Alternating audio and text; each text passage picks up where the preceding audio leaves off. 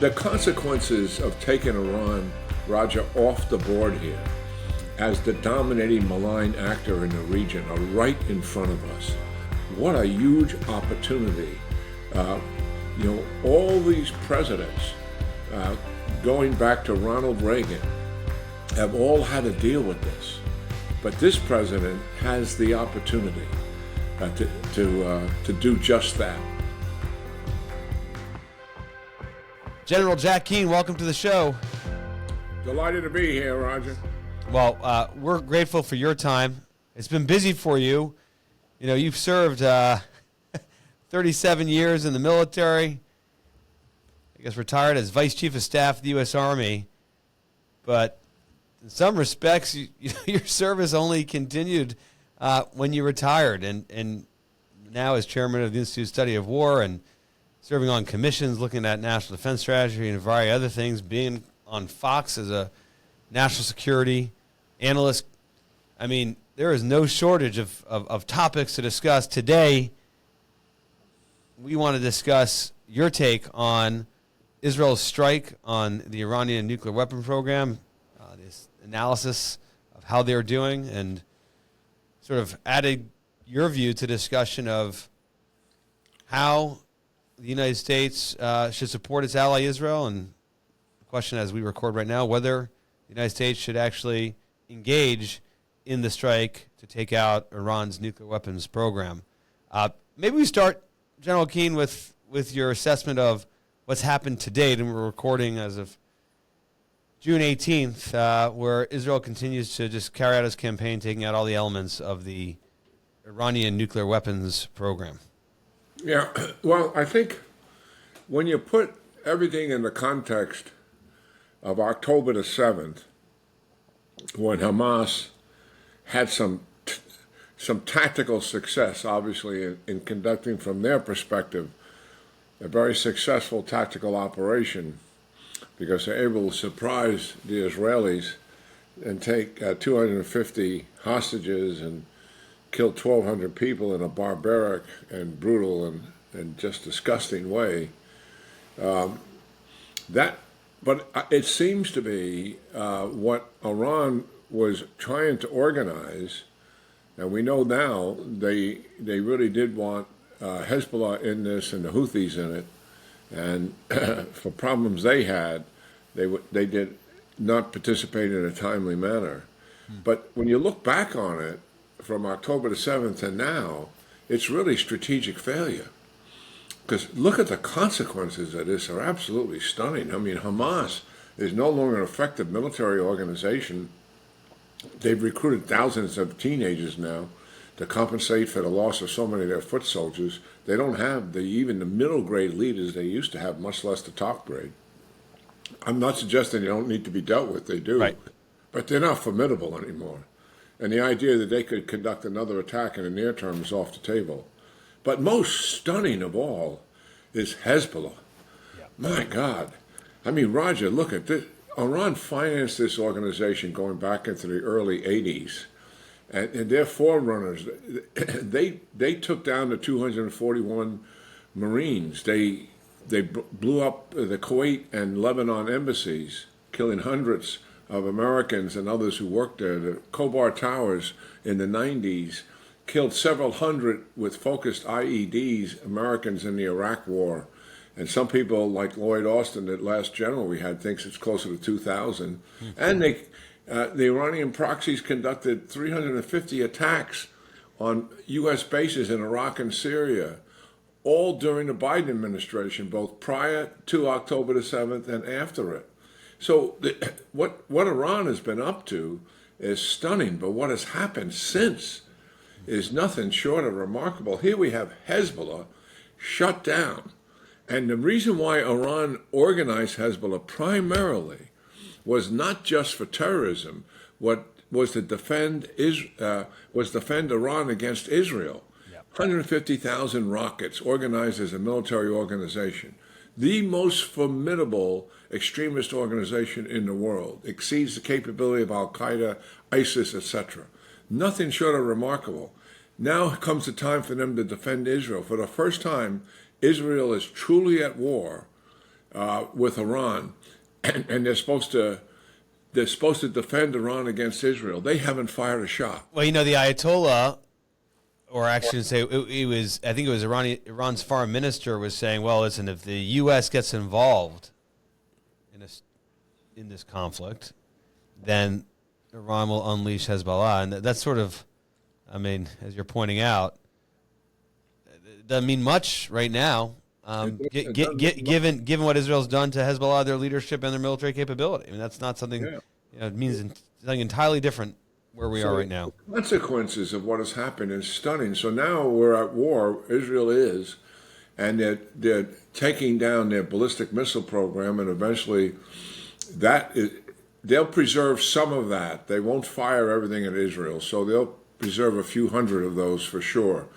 But you can see every single day the amount of ballistic missiles being fired at Israel is going down, and they are just systematically and deliberately taking apart this huge nuclear complex that the Iranians have. And believe me, the reason why it's so comprehensive and so complex is the redundancy and resiliency that the Iranians put in it. Roger, they designed this thing so that it can absorb an attack and survive. That was their going in conviction that at some point they were going to be attacked. Redundancy and resiliency was what drove them as they built out the program, anticipating the attack. And here we are, 6 days into this at the time of recording. What's your assessment? If just what you're seeing from ISW and your other sources. Obviously, everybody seems to call you for advice, and they're sharing information with you. What's your battle damage assessment of the Iranian nuclear weapons program as it stands today, again, as we record here? Well, after 5-6 days, we've got more than half of the nuclear program destroyed. It's systematically, some of these things, like Natanz, because they do have some underground capability there and a very huge on-the-surface capability, has taken, I think, somewhere in the neighborhood of a dozen plus attacks on it, to kind of render that facility ineffective.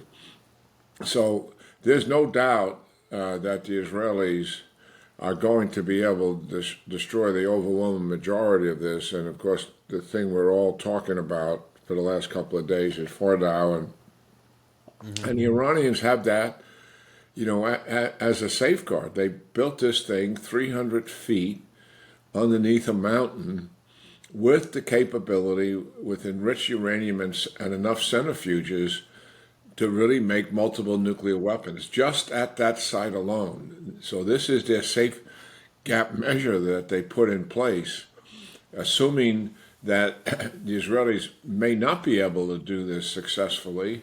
And I think they do have a couple of options. We can discuss that. Yeah, well, I want to go there. It really, in some ways, gets to the heart of the debate now, as you note. And I'm always pestering you. Our listeners and viewers may not know that, but I always turn to you for your insight and analysis. And this was the question I was eager to raise with you for this conversation.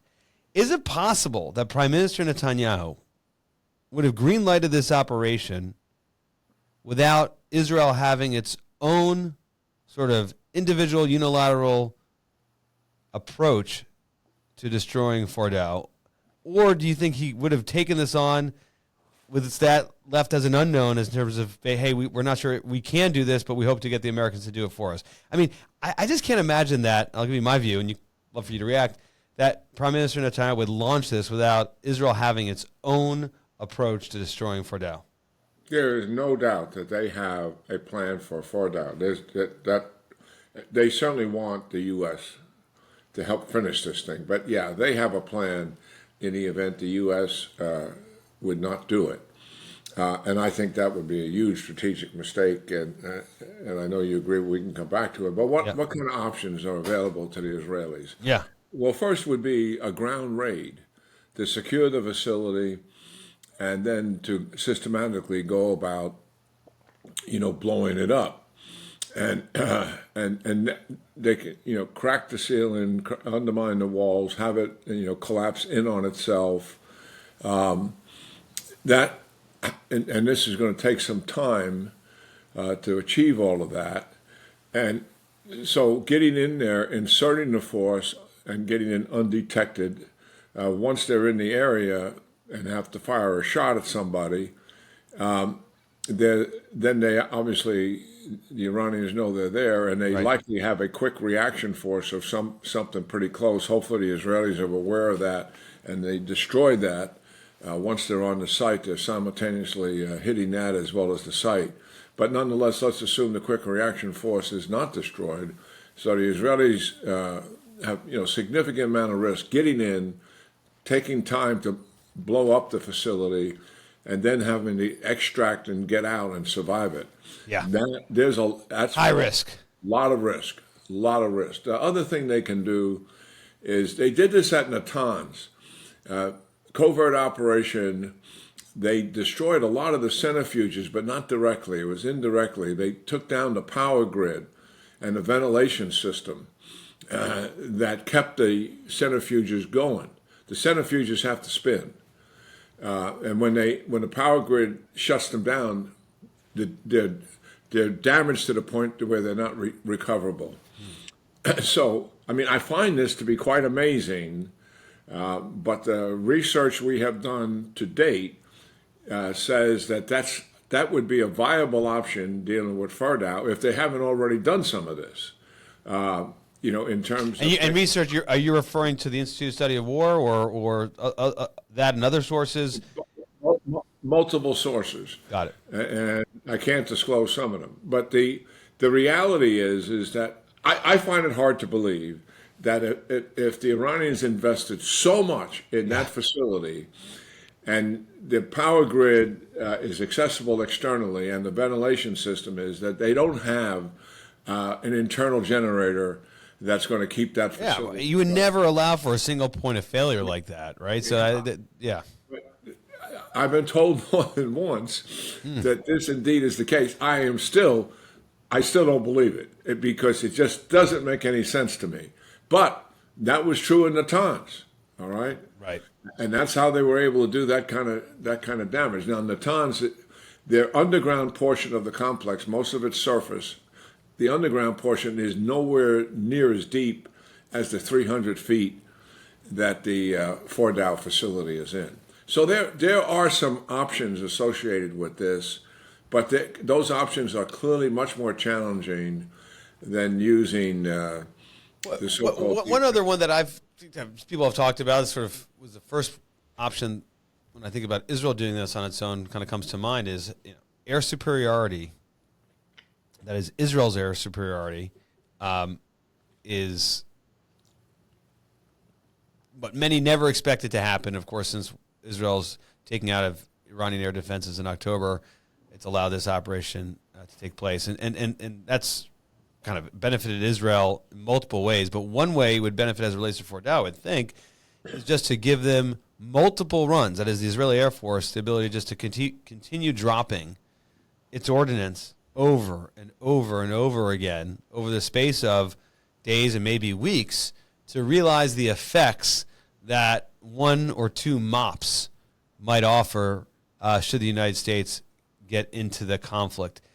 Is that a kind of a sound option too, or is it the sort of thing that, irrespective of how many, 2,000, 5,000, however many pound bombs Israel can carry with its Air Force, it still won't have the cumulative effect of a mop? Yeah, I think the latter is the case. I mean, I haven't done any analysis of that, and nor the people that are around me have done that analysis, what the cumulative effect of, conventional bombs would be. Obviously, able to go maybe a little deeper each time. Right. Is theory there. I don't know the answer to that, but certainly the Israelis have that answer. And the fact that they do want the United States to use their MOP capability tells me that, that there's not a lot of certainty associated with that. Yeah. Well, I want to get to how you think about and frame the decision for the president, would frame the decision for the president of the United States in terms of whether or not to get involved and to finish off destroying the Iranian nuclear weapons program. But before I go there with you, General Keane, I think President Trump has done something hugely significant already that has had a strategic impact to the benefit of the United States of America. And that is, he is the first president to allow or not get in the way of, not prevent, an Israeli prime minister to take out a nuclear program. President George W. Bush, huge supporter of Israel, still did not support Prime Minister Olmert doing this. And then Prime Minister Reagan, of course, didn't ask permission from President Reagan when Israel took out the reactor in Iraq, in Osirak, but still came out afterwards, and the Reagan administration was opposed. Here, President Trump clearly was aware of the operation and didn't stop it. And that, I think, has accrued to the benefit of the U.S. national interest. Even if it all would have stopped, it stopped today. Yeah. Well, I totally agree with that. But also, President Trump has the benefit, and not in a positive sense, of the history of Iran's aggressiveness and malign behavior in the region, and what they have done. So and they've proven themselves, to be diabolic. And I think all of us have come to the conclusion, and certainly President Trump has, and that's the key actor here from the United States perspective, that if they had a problem, they would use it. And watching this behavior for 45 years, and the fact that they've said that every year, certainly is a factor here. And I think there's another factor, for America in this. I mean, other than obviously helping our closest ally in the region, also providing deterrence against China and Russia and their behavior. I mean, we got a lot of skin in this game. I mean, the Iranians operationalized their proxies to blow up the Marine barracks in the early 80s, 241 casualties. In the same year, the U.S. embassies in Lebanon and Kuwait. Years later, Khobar Towers in Saudi Arabia. It's rich with history of targeting U.S. military, U.S. persons, and U.S. interests. It is absolutely stunning. And you and I met during the Iraq War, General Keane. I mean, that's what I had when I was on the Armed Services Committee staff, and you come in and testify before the Armed Services Committee. No one did it better than you. No one was able to make our elected officials understand what was at stake and sort of explain what was happening on the ground. You did that for presidents. You did it for members of Congress. But during that war in southern Iraq, the Iranians were targeting our troops and killed our troops. And you actually see this on social media now. Many veterans are saying, hey, this is personal. My buddies were killed as a result of Iran in southern Iraq. Yeah, I mean, the official number, for our audience, the Iranian engineers and scientists developed an advanced IED, not these homemade explosive devices that were blowing up vehicles, tactical vehicles driving down roads or in towns and villages. This is an advanced IED that would kill a tank, an M1 Abrams tank, or a major armor fighting vehicle like a Bradley. I had a guy take me into his motor pool who had a heavy armored brigade there, and he showed me a boneyard of M1 tanks and Bradley fighting vehicles that were destroyed by these advanced IEDs. So they could penetrate anything on the battlefield, designed, and with the mission, and they told them, do not waste this munition on the Iraqi security forces, and certainly not on civilians. These are only for Americans. The official number is over 600. Wow. General Lloyd Austin, the last commander in Iraq, I asked him that question. How many guys do you think really were killed by these advanced IEDs? He said, I don't believe the official numbers. I think it's closer to 2,000. He's a former Secretary of Defense. Former Secretary of Defense, former commander in Iraq, former commander at Central Command. And then, in the last 4 years, they have attacked Iraq and Syria U.S. presence in bases in both of those countries close to 350 times. So we have skin in the game here, and I think that's a backdrop to the president's decision. That doesn't really get stated very often. No, I'm glad you outlined it. It kind of gives the detail to something Senator Tom Cotton, who you and I know well, has said recently. And as you're fully aware, there are voices, particularly within the Republican Party, that come from the isolationist camp, and they tend to talk about this in terms of we want to avoid an endless war, no more endless wars. And Senator Tom Cotton's response has been, well, the endless wars started by the revolutionary regime in Iran, and they've been engaged in this endless war since 1979. And you just gave a whole bunch of detail explaining, what Senator Cotton's talking about, and it's led to the loss of many hundreds, and as you're telling about Secretary Austin, thousands of American lives. So with all that backdrop, General Keane, President Trump's got a decision to make. How would you sort of present the decision to him when he calls you up? He tends to call you up. So how do you present it to him? Well, I think the way it would likely get presented to him by policy people as to what are the options and why. Why should the United States get involved directly here from a policy perspective? And I think they're pretty clear and pretty obvious in terms of helping Israel, nuclear weapon. We can't have them have it. And the elephant in the room when you're making that is the president's own unequivocal declaration. No president has said it as frequently, and no one has said it as strongly as he had, that Iran is not going to have a nuclear weapon. And Fordow allows them to have a nuclear weapon. That's the reality of it. Those are his words. Yeah, and that's the elephant in the room. And no one has to say that. But I think they'll get into the other reasons. One, Israel wants us to help, and they are our closest ally in the region. Two, we have the capability. We don't know what the effects are going to be in attacking a mountain that's a mountain of rock that's 300 feet above the facility itself. I mean, this was designed to go into a concrete facility that's been reinforced. And what I've been told from an engineer perspective, that the cement structure is actually more favorable because it helps to focus the blast downward.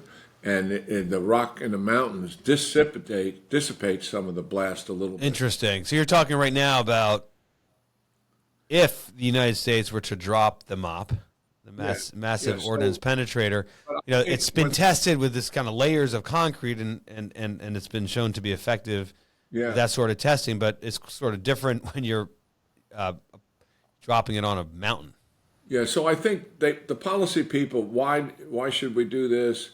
Then in comes the military people in terms of here are our options. Right. One of the options for us, I don't think it would get serious consideration, is the same one that the Israelis have. We could take physical control of it and destroy it. But, a lot of inherent risk in that in terms of boots on the ground, et cetera, et cetera. And I think the way the military does things like this is they lay down the option, and then they walk the president through the different levels of risk associated with the option itself in terms of conducting the operation successfully, and then they're going to walk him through what does our adversary do in reaction to that operation, and walk the president down through that level of risk. And the obvious one is to our bases and troops in the region. What would their reaction be to that? I mean, and the Iranians, and what is the most likely course of action? Let's talk about that, because that's getting a lot of play, and those who it's reasonable, it's appropriate for people to ask these questions, for people who are skeptical as to whether or not this is the prudent course for our military, the prudent decision of our government. And so that's, of course, what should be happening in a vibrant democracy. But we should contextualize that and understand exactly what we're speaking about. And one of the things that gets put out there is, like, okay, we get involved, we drop this bomb. Two things. One, you break it, you own it. And then two, what you're just hitting on, well, it's going to put our troops in danger. And we see a lot of military assets being deployed. A lot of it looks to me as the sorts of things you would deploy to allow for maximal force protection. So in other words, we have things we can do as a military to ensure that if we are going to take incoming, well, we can handle it. Is that right? And what, I imagine that sort of thing you would explain to the president. Yeah, most of the resources that are being moved into the region are there to help protect our forces, number one, and number two, to conduct counterattacks if the Iranians do attack our forces. So that's principally what is taking place there. And listen, when you're making these decisions, this is the most significant decision the president has made, since he's been returned to office. I mean, certainly he was commended, and rightfully so, to attempt to make peace with Russia and Ukraine, and also to make peace in Gaza, and also with the Iranians in Israel. Mm-hmm. And those were should have been applauded, and they are, and they have been. But we can all see how difficult that is as well. But this is completely different. Why is it different? Because now we got the potential for U.S. troops to be involved here, and the potential threat to them as a result of it. So, there is no you watch presidents and candidates in campaigns, and you try to translate the effectiveness of that person, how it reveals a person's character, the strength, their values, and, can they govern effectively? But the truth is, you don't really know for sure until the test does come. And I think, and most presidents, not all, but most presidents have had to deal with it. I'm not talking about the execution of domestic programs, sure, and building highways and other things that need to be done. And I'm not demeaning the importance of that, or certainly closing our border, which is a national security issue. But all of those domestic programs are important to the quality of life experience for our Americans, and I don't want to undermine that at all. But the real test of a presidency is his ability to protect the American people and to protect our interests overseas. And most presidents, but not all, get tested. And the president was in first time in office, certainly dealing with ISIS, dealing with the Syrians' use of chemical bombs, and dealing with Russia's adventures into Ukraine. And he pushed back on all of those and was commended, for it. And now he has this decision in front of him. And when you're making these decisions, there's always complicated options here, and there's always risk involved.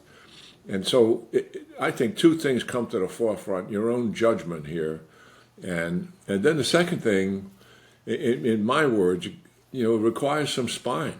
Mm-hmm. Because in these options, there's always fear of escalation and fear that our troops are going to be harmed. Or sometimes there's certainty that they're going to be harmed and there's going to be casualties. And that's where the spine comes in making a decision to take control of your fear and do the right thing here for the national interest. Yeah, and it will be enduring and durable. I mean, that's the upside of this. I mean, right? This is a sort of once in a generation more opportunity. Yeah, and the consequences of taking Iran, Roger, off the board here, mm-hmm, as the dominating malign actor in the region are right in front of us. Yeah. What a huge opportunity. All these presidents, going back to Ronald Reagan, have all had to deal with this. But this president has the opportunity to do just that, to reduce their domination in the area. And the Israelis have done most of it. And our contribution here will be critical, but in the course of it, a small part of it. But it's going to be critical in terms of finishing it. Finishing the job. I want to end. We're coming to the end here of our conversation. General Jack Keane joining us on Reaganism. Perhaps we could conclude this conversation with having you address the other concerns. So one concern is, if the U.S. would get involved, what it might mean in terms of targeting forward deployed forces and other U.S. interests. You hit on that a moment ago. And then there's another concern, which is this is going to bring us into another endless war, forever war. This is going to require boots on the ground in Iran. You break it, you're going to have to fix it. I mean, you're someone who is deep on what counterinsurgency looks like, what sort of a U.S. force presence on the ground sort of operation looks like. We've talked about it. That is not at all the direction you would recommend going. And my words, not yours. This would sort of look like how Lebanon's dealing with the post-Hezbollah or Syria's doing post-Assad. These things are playing out, but they're not playing out with the U.S. sort of rebuilding a country. But give me your response to when President Trump might raise that concern, or anybody else, in terms of getting us into an endless war. Yeah. Well, these forever wars or endless wars are the reference point for those are in the Middle East, and they're Iraq and Afghanistan. And this couldn't be any further from the truth here. This is not about Iraq and Afghanistan. Both of those wars were choices made by the United States in both cases to change out a regime, to conduct an invasion. To me, it was more like a liberation, but to conduct an invasion, to change a regime, then to occupy the country, and then in both cases to help rebuild the country. The critics call that nation building.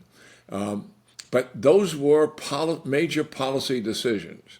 This decision that we're making here with assistant Israel and some kind of retaliation by the Iranians, and then likely a very decisive response from the United States, has nothing to do with a ground invasion of Iran and to take over the country and change out the regime and therefore occupy it till another government takes in place. That's not on the table by anybody.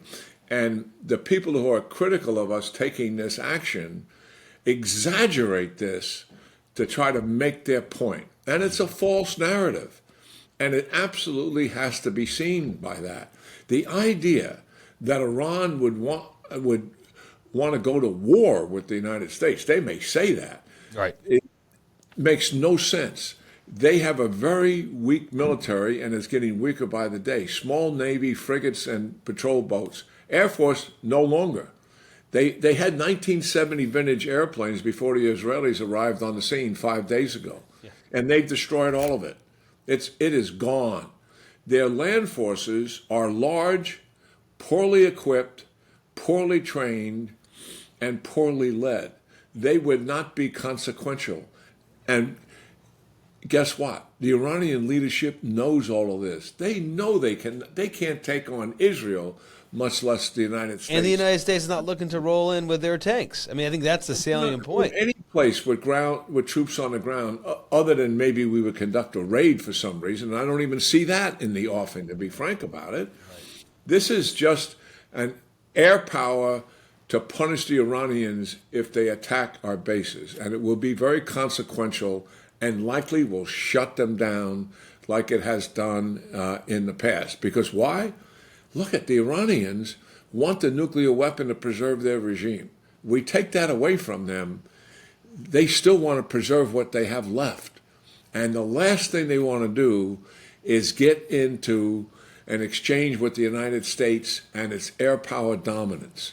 That would be a relative disaster for them, and almost for certain the regime would be so weakened after that that there would likely be inevitable that there'll be an internal change of the regime. They want no part of this. And last question on this, and then we'll let you go, General Keane. Thank you for your time. There's no doubt what Israel's done is creating a vacuum in the country, a security vacuum.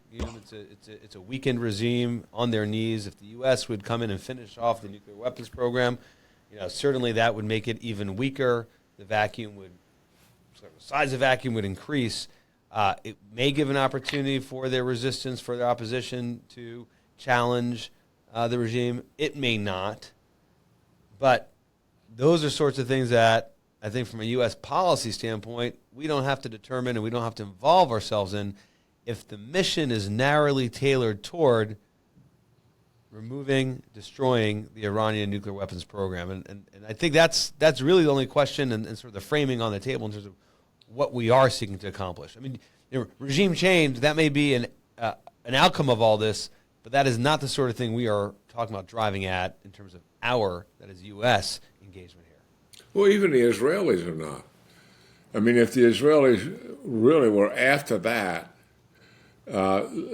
take a look at what they've done. They decapitated their military leadership and their scientific nuclear leadership, and they haven't laid a glove on their civilian leadership. Yeah. That is who is running the country. If they truly want to decapitate the regime, they could take them down. But they likely don't know what's going to replace it. Likely hardliners, for sure. So their aim is not the regime. Their aim is what they said it was. It's the nuclear program and the ballistic missiles that can do harm to them. If the byproduct of all of that pressure so weakens the regime that internally it's changed out, certainly the Israelis would welcome that, and so would the United States, and we'd hope that what was following them would be better. General Jack Keane, thanks for joining the show. Yeah, great. Great talking to you, Roger. Look forward to it the next time.